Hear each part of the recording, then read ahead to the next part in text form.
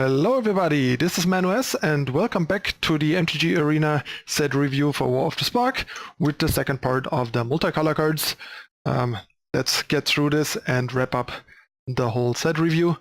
But before we continue with the second part, you know the drill. Hit the subscribe button, turn on the notification icon, and make sure to not miss out on future MTG and other content. And now on to the cards. Alright, so first we have Lela and Prowler. For Constructed, the card's probably a bit too underpowered. Ramping from 3 to 5 in Constructed is not that great. And a 2/3 Death Touch Lifelink for 3 is okay, but not that great. Like, it's a nice package, but I feel like it's just a bit too weak for the cost and what it does in Constructed more often than not. But for Limited, the card is great. First of all, ramping from 3 to 5 is still solid. Producing mana of any color means fixing, which is nice for splashing. And at a point where usually your mana dog kind of becomes useless, this still is a 2/3 Death Touch Lifelink with 3 toughness, which blocks smaller stuff decently well, and also trades with big stuff or attacks for some extra life on an empty board, for example, or against smaller blockers that can't trade with it. So yeah, in Limited, great card. I'm not sure how much I like the idea of green-black in Limited yet, since there just doesn't seem to be a whole lot of like synergy and an obvious archetype in green-black, but I'm still pretty new to the format, so maybe green-black is more of an archetype and better than I think. There are a bunch of good, powerful black-green multicolor cards. I just don't quite see the appeal of being green and black together other than those multicolor cards specifically. But yeah, maybe I'll change my mind with playing the format more. Next we have Living Twister.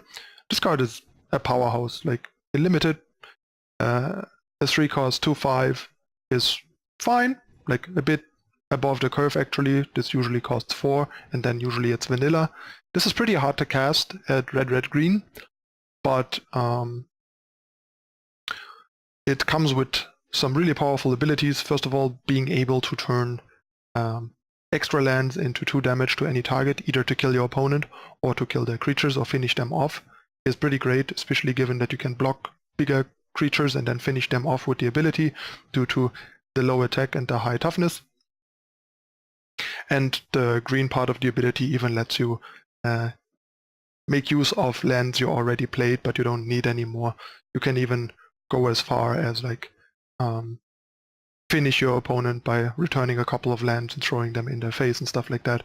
Card does a whole lot of things. Just keep in mind the cost is pretty steep at double red-green as a 3-drop, and once again, similar to green-black, I don't quite know how good red-green is as an archetype in Limited. I know blue-green is great, for example, but red-green once again doesn't seem to have that clear of a theme. Like blue-green has a lot of proliferate synergies, and that's why it's kind of clear as an archetype and powerful. And green-red just kind of seems to not have a clear theme to me, other than just some solid cards. And the more clear archetypes seem to be more the like Grixis colored archetypes and green-blue to me, or like aggressive archetypes like red-black or red-white. Stuff like black-white, green-black, green-red are archetypes that I'm not sure if and how much of an archetype they end up being in the long run in the format. Next we have Mayhem Devil. Mayhem Devil, pretty solid card. First of all, 3 mana, 3/3 in Limited, pretty good deal. Nothing super exciting, but solid. And then sacrificing a permanent makes Mayhem Devil deal 1 damage to any target, and there are a couple of solid sacrifice things like creatures that make you that let you sacrifice stuff, or stuff like Heartfire. So there are a couple of nice synergies here, and given that this is attached to a pretty solid body, it's kind of a free roll. So a pretty nice card for an aggressive sec synergy red-black deck. And I also could see this having some implications in Constructed for the same reasons, because it's a decent size and has a nice ability, and in Constructed you can build more around the ability to make it really worth the cardboard. So yeah, either in like a Madu aristocrat style deck or just in a Rakdos deck with sacrifice stuff like Prophet and so on. So could see this making it into Constructed theoretically. Practically we'll have to see. Sorry about that, my phone is going off. It's quiet like most of the day, and then when I'm making a video, always the same, it just goes off occasionally. Bad timing. Anyway, on to Merfolk Skydiver. Not a Constructed card really, I think, but for limited this is a powerhouse. First of all, 2 mana 2/2 flyer is great already, basically, in limited, and then being not just a 2/2 flyer, but a 1/1 flyer with a counter, or that puts a counter on something else where you need it more, and then have the ability to just proliferate every time you have 5 mana to spare in the blue-green proliferate archetype is insane. This is a premium uncommon. Happily would take this first pick to just dive straight into Simic proliferate. Archetype has been doing really well for me, and this card is insane. Next we have Nia Foam. This is not much of a limited card, I think, but it's an interesting Constructed card, both in older formats for combo potential, but also in standard potentially. Basically what you get is a 2 mana pod activation, which isn't that great given that you have to sacrifice a creature and get a creature that only costs 1 more than the sacrificed creature, so you effectively paying 1 mana extra, but you also get a +1/+1 counter, and you get to tutor, so all this kind of makes it worth it. In standard, I'm not quite sure if it's gonna do enough, but maybe someone comes up with a cool idea. And in modern, there's already some funky combo attempts, like with Allosaur Riders into a Grizzlebrand, for example, so the card can do some cool stuff. We'll have to wait and see if it's whether it turns out to be more gimmicky or the real deal in some form of deck. But definitely a card to keep an eye on and try and break, basically. Next we have Nia Dragon God. This one's pretty hard to cast. Triple black, blue, and red make this not so easy to cast in limited, but basically if you're black heavy with like lighter blue or red and splashing the 3rd color, the card's still pretty playable. And he has all loyalty abilities of all other planeswalkers on the battlefield, which is particularly powerful in this format with so many planeswalkers on both sides. Also, it also has the abilities from your opponent's planeswalkers, which is extra nice. And it can plus itself while having the minus abilities of planeswalkers that are designed without the plus ability in mind. Yeah, and the plus ability is pretty strong. You draw a card, your opponent exiles a card from their hand or a permanent they control. So if they don't have a card in hand, they have to exile a permanent. So it's basically a 2-for-1 every time you activate it, and that's just the +1. The -3 just lets you kill a creature or a planeswalker, so you can play it and just use it as a removal the turn it comes down, and then if the opponent can't finish it, you can just keep dominating with it. And it also has a pretty strong ultimate. Each opponent who doesn't control a legendary creature or planeswalker loses the game, so even in the stall it potentially ramps towards victory, and the -3 ability can help you set up a situation where the -8 is winning you the game. Granted, that takes quite some time, but still. So in limited and constructed, this is a pretty powerful card that will both be a high pick or first pick potentially in limited, even though the commitments are pretty high, so I can see picking a couple more flexible, slightly less powerful cards over it, but I wouldn't fault anyone for taking it, especially because the 3 colors are all 3 really strong in the format, and in constructed this seems like a nice addition for the Grixis mid-range grindy decks that already also play the 4-drop bolas creature. Next we have Nia Misery Reborn. This is kind of an interesting and cool one. First of all, we get a 5 mana 6/6 flying, which is a pretty good deal, to say the least. Obviously, the cost is steep. You need 1 of each color, which is not that easy. And when he enters the battlefield, he will reveal the top 10 cards of your library. And for each color pair, choose a card that's exactly those colors from among them. Put the chosen cards into your hand and the rest on the bottom of your library in any order. So basically, this requires you to build your deck in a very specific way, but then this is super powerful and generates a lot of card advantage by playing a lot of like 2-color gold cards in your deck or hybrid cards. So yeah, I already have seen people messing around with this in Constructed and trying to like build a Nia Misery deck with a lot of different colored one-offs to try and break the card, which is definitely interesting. I doubt it's gonna be like top tier competitive, but maybe there's like a decent tier 2 or tier 3 deck there that can give you some fun and success on ladder if you want to climb, put something a little different than the usual stuff, for example.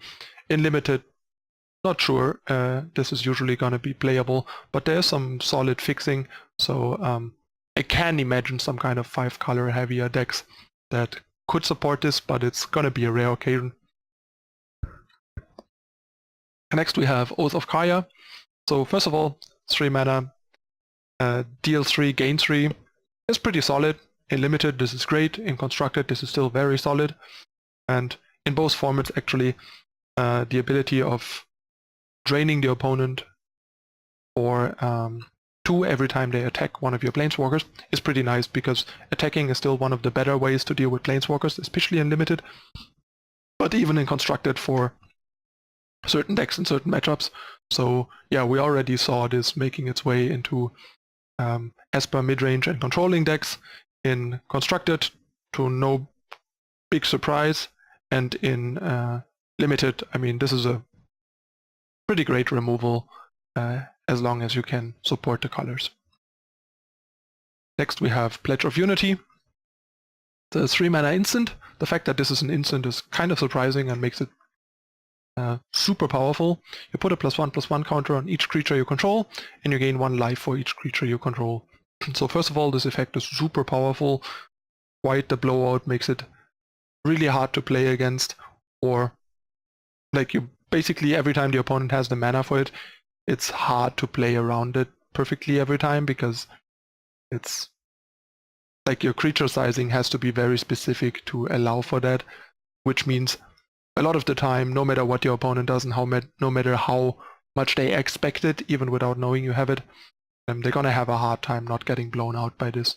So yeah, very powerful card. Also great synergy obviously with Proliferate afterwards, just keeping the pain growing.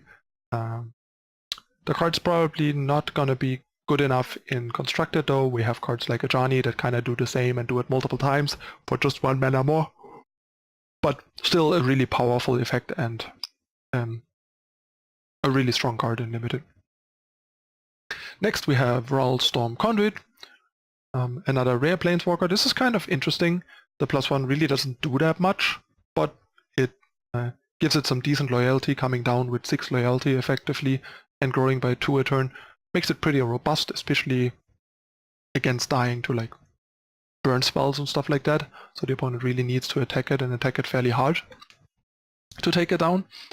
Then the passive is kind of the main deal in a way of the Planeswalker, because it turns it into a win condition. You just have enough spells in your deck, you just kind of keep pinging your opponent and the Planeswalkers down and can kill your opponent that way. There's also combo potential with this. We've already seen people combo with Expansion Explosion or with the Green Finale on the Flash Wizard Lord legendary from Dominaria. Forgot her name.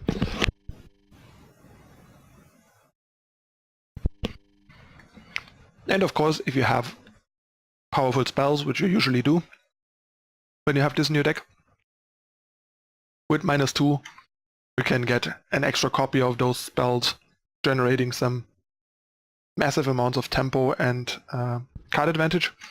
Usually the turn this comes down, you can't do a whole lot other than plus it, because it costs 4 and you need like 1 or 2 mana at the very least for a meaningful spell, which is even harder in Limited.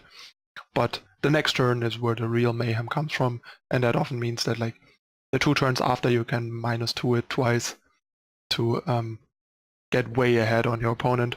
So the card depends a bit more on context of your deck than some other planeswalkers maybe, but can be really, really powerful and game winning, and is also a very interesting build around for Constructed. Next we have Ral's signature card, Ral's Outburst, another pretty strong card in Limited. This is super powerful. 4 mana instant, deals 3 damage to any target, and then look at the top 2 cards of your library, put one of them into your hand and the other into your graveyard. Basically a slightly different sleight of hand.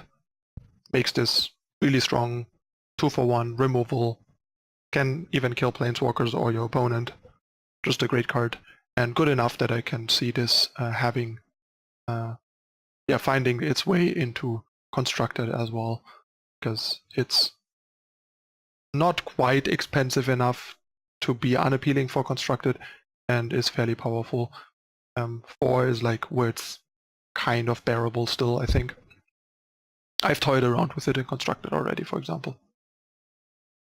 Next we have Royalesque Apex Hybrid. In Limited, this is super powerful. First of all, 5 mana, 4/5 flying trample is already very solid in Limited, we all know that. It comes in a good color combination.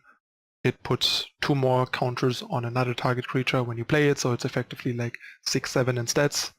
A third of those stats having haste effectively, and then when it dies you proliferate twice, which means another 2 counters on the creature you put the counters on already, plus counters on everything else you have, being great synergy, and the opponent can hardly ignore a 4/5 flyer usually, so they have to deal with it, and a lot of the time this means it dies rather than being exiled. So yeah, really powerful. In Constructed it's more fringe, I think, but has implications in like Vanifa decks mostly as a single 5-drop to kind of pot through into a 6-drop, for example, and as a 5-drop option for value. Next we have Role Reversal. In Limited, this is still pretty decent. You can trade away a low impact small unit or creature, or even like a 1/1 amass token or something for a really powerful creature, like the best creature of your opponent, or trade a 1 loyalty uncommon planeswalker that basically is depleted for a stronger, more active planeswalker from the opponent, generating a lot of value. The fact that it only costs 3 is pretty cheap and makes it even more effective. And I think the card also has some really nice Constructed implications, especially in conjunction with Saheeli, allowing you to just trade away a token for your opponent's best creature and making this similarly powerful as Entrancing Melody, except in a way more flexible and better at stealing bigger stuff, which is where the real value lies. So yeah, I think the card's really good. I have been messing around with it in Constructed in a Is It Saheeli deck, for example, and really like the card. Next we have Rubble Belt Riotous. It's a 3 mana 0/4 haste, and when it attacks it gets +X/+0 until end of turn, where X is the greatest power among creatures you control. The problem with this is that in Constructed, for example, if you play it turn 2 off of a Land of Elves, it's like a 1/4 haste that turn, which is pretty underwhelming. Sure, the next turn, if you play something bigger, like for example you play a Phoenix the next turn, then you attack and then it's like a 4/4, but then you dealt like 5 damage, and playing a Spellbreaker deals 6 damage that way, for example.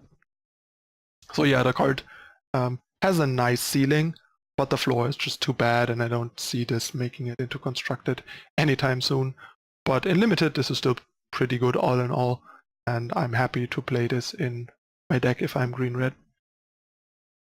Next we have Solar Blaze, an interesting take on a sweeper, this time in Boros colors, giving people an alternative to Esper control, going back to try and mess around with Jeskai control in Standard. Each creature deals damage to itself equal to its power. Depends a bit on how many creatures the format has that have more toughness than power. For example, cards like Wildcrow's Walker really cause trouble for this card, for example, and that's just one of many. So depends a lot on what the texture of the format is like, how good this card is, but it's definitely an interesting and cool card, and worth keeping in mind. Just worse than Kaeya's Ras by a fair bit still, but maybe enough to make Jeskai a real alternative to Esper, depending on how things shake out. And in limited, of course, any sweeper type effect, especially potentially asymmetric sweeper that you can control when and how to use, is really powerful. Just a bit awkward that it's Boros, because Boros is quite an aggressive archetype in limited, so probably better as a splash. Next we have Sauron, Vengeful Bloodlord, another pretty good 4-cost multicolor rare planeswalker, also +2 ability, also minor, it just pings for 1 to target player or planeswalker, so it cannot hit creatures, making this very, very marginal, as marginal or more marginal than Ral's +1, technically. But as long as it's your turn, creatures and planeswalkers you control have lifelink, so it's a drain 1 on your opponent or planeswalker, and it helps you pressure planeswalkers or finish off like 1 loyalty uncommon planeswalkers and stuff. So it has some utility, it's just not that exciting. Mainly you're just bluffing to get to minus, and the minus is -X, and your return target creature would convert mana cost X from your graveyard to the battlefield, and the creature is a vampire in addition to its other types. So still a pretty good planeswalker, just not super insane. Like the lifelink on your turn is actually a big part of what makes Sauron good, because it gives you a strong buff to your board that can make combat and racing really hard for your opponent, and then it just can generate some card advantage in more drawn out games by plussing and minusing to get back creatures. In Constructed, this is particularly interesting for the like Orzhov aristocrat style archetypes that I talked about, and maybe some other decks like, I don't know, Abzan, mid-range, Wild Walker type stuff. This could be interesting. It has a couple of implications, just not sure how good it's and relevant it's going to be in the end. Next we have Soul Diviner, a 2-cost 2/3. I think this is probably not quite what you want in Constructed usually, so I'm not expecting this to make it into Constructed very likely, but in Limited this is a powerhouse. First of all, a 2-cost 2/3 is very solid for a 2-drop. Blue-black looks like a decent combination, and then basically tapping to draw a card. Sure, you need a counter, but counters are really not that hard to find in this format, especially with Proliferate and Planeswalkers and a lot of +1/+1 counter type stuff. And yeah, this can really run away with the game. We all know like how good looters are, and this is not looting. This is just turning counters into cards rather than unwanted cards into wanted cards. So yeah, pretty scary card in Limited, I would say. And last but not least, for the second part, we have Storif, Devkarin Leech, another pretty good green-black card, as I mentioned earlier. It's a 4-mana 5/4 trample, which in its own right is pretty strong, especially for Limited. And when Devkarin Leech deals damage to a player or planeswalker, you return to your hand target creature or planeswalker in your graveyard that wasn't put there this combat. So pretty powerful card advantage potential here. Not that easy to block without some trample damage going through, and maybe even interesting in some regard in Constructed, but more likely not than it is. But you know, it's the kind of card that I wouldn't be super surprised to show up in Constructed, because the sizing and power level are still pretty decent. Being a legendary makes it immune to cast down, which is an additional bonus. So yeah, the card could show up in Constructed somewhere at some point. It's just not super powerful and an obvious Constructed inclusion, but kind of on the fence between being interesting for Constructed and a bit too underwhelming and vanilla and underpowered. but we will see in the long run where it goes. Alright, that's it again for the second part of the multicolor cards. Hope you enjoyed the review. Let me know in the comments what you think about my evaluation of the cards and where you disagree and why. And yeah, if you have suggestions on how to improve the series in the future, I'm happy to hear it. Always trying to improve and make the best content possible for my audience. And yeah, if you enjoyed it, hit the like button, share it with your friends, subscribe to the channel for more, turn on the notification icon to not miss out on future content, and please consider whitelisting YouTube on your adblock to help support the content for free. That would be awesome. Thanks for watching, everyone. I'm your host ManuS, and I'll see you next time. Bye.